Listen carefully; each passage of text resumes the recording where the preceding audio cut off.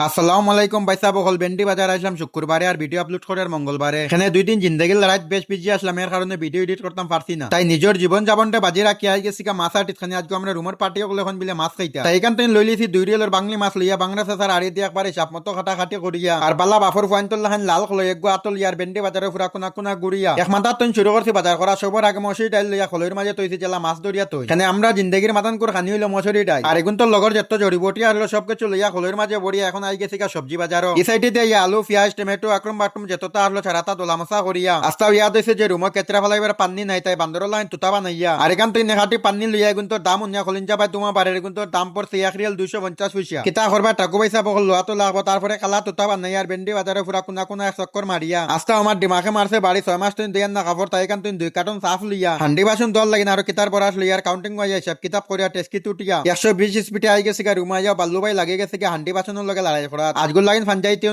শেষ। Please like follow subscribe করে গরিবের সাথে থাকবেন আর সবাই গিয়ে আমার ইউটিউব চ্যানেলটা সাবস্ক্রাইব করবে।